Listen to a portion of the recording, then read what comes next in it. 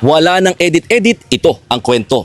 Nandito ako sa Barangay Bayan-Bayanan sa bayan ng Dinalupian sa Bataan kung saan nagkaroon ng landslide o baka nga rock slide dahil may kasama itong mga malalaking tipak ng bato na nanggaling mula sa bundok matapos ang halos 3 linggo na walang patid na buhos ng ulan dito sa probinsya dala ng habagat. Ipakita ko sa inyo mga kapatid yung grabing damage dito sa area. Lahat yan, ng mga naglalaki ang bato na yan, nasing taas daw ng mga tao. Mahigit 5 talampakan yung laki ng ilan dyan, talagang gumulong ng malakas dito sa area. Mabuti na lamang daw may mga ilang puno na tinamaan at tila hinarangan itong mga batong ito para hindi rin magtuloy-tuloy sa may kalsada. Itong portion ng bahay sa katabi, halos tinamaan din ho, no? Yung ilang kwarto nila, buti na lang, may bakod, pero ang nakakatakot at nakakapangilabot itong mga bahay dito na awa ng Diyos hindi tinamaan. Kumbaga umiwas no yung rock slide or yung landslide dito sa lugar. Pero dito bakas pa rin no kasi may kasamang tubig ho yan.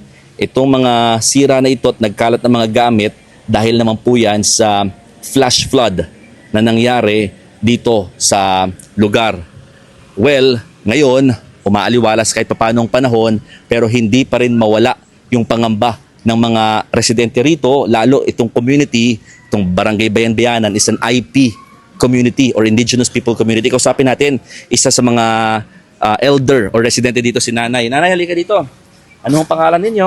Ako po si Sherlina Pilahio. Nanay, ako nahahawak. Nanay, ano po yung pangamba ninyo? Sabi nyo kanina, nagkukwentuhan tayo. Saan po ba bahay ninyo? Ayun po. Dito lang. Opo, sa tabi nitong isang maliit. Saan kayo nangangamba ka mo? Nangangamba po kami at yung mga malalaki pang bato dyan sa itaas, baka dumiretso na dito sa bahay namin. Pag tumutulo ang ulan ng malakas, hindi na talaga po kami nakakatulog. Malaking pobya na po sa amin ang nangyaring ito. Ba't di po kayo lumikas, Nanay? Lilikas ka nga po hanggang 2 araw ka lamang doon. O pagbalik mo, ayan na naman ang ulan. Agad ka nang pinapauwi ng mga teacher. Oo. Pero wala naman kayo malilipatang ibaba kung wala sakali? naman po. Wala na po kami malilipatan. O, puro may na nga nag-i-slide na nga po. Ano po ba nangyari dyan? Ay, yan po kaya nagkaganyan. Dahil nga yung nagtataga ng bayto po yung mga batang... Oo, ano yung narinig ninyo? Narinig na nga po namin diyang kumalabog. Bug! Tapos tumunog. Wheet! Gumaganyan po para siya nagsusurbato. Nung yun lang iniisip ko, yung palatandaan na sinabi na lolo ko na pag mayroong tumutunog, lumisyan na kayo. Lumikas. Lumikas na kayo. Pinakamadali ko na yung mga anak ko. Takbo po kayo? Takbo po kami, pati yung mga apo ko. Ang anak ko naman, nagtakal na ng bigas para isunod sa school. So dito, hindi kayo makatulog kasi baka pag umuulan. Opo, hindi talaga na kami nakakatulog Sige ho. Thank you, Nanay Sherlina ha. Opo. And si Nanay, isa lang po si Nanay Sherlina dito sa mga residente sa lugar na hindi maalis yung kaba dahil nga, aminin natin, kahit gumanda yung panahon, syempre may possibility next week daw na baka maging maulan pa rin dito sa lugar. So, kasama rin natin yung OIC ng Menro ng Dinalupian. Ma'am, ano bang cause nung nangyaring ito? Ano yung mga possible causes lang?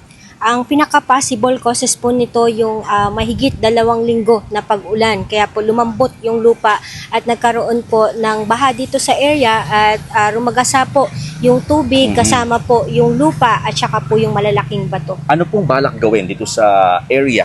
Ano pong action na gagawin mo ng LGU? Currently po, ang pinaka-action na ginawa namin, sir, is minomonitor itong area at hindi muna po kami magpapatira dito sa mga area na ganitong danger zone na po kasi siya. Kasi dahil ito rin na siya danger zone. malambot po yung area sa ngayon po. Lalo na't maulan. Paano po yung mga residente sa paligid?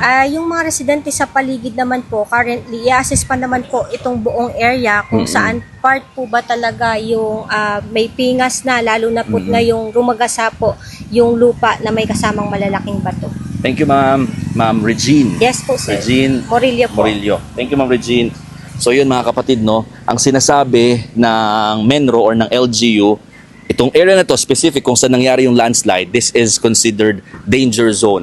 So yung paligid o yung community, yun yung inaaral pa nila kung dapat ba itong ilikas dahil baka nga sunod naman na maapektuhan, wag naman sana. Pero this portion na nagkaroon talaga ng landslide or rock slide, ito ay off limits na muna daw dapat sa mga tao after this inspection na ginawa nila ngayong umaga. O paano? Ako po si Mon Gualvez ng News 5 at yan ang istorya ngayong araw.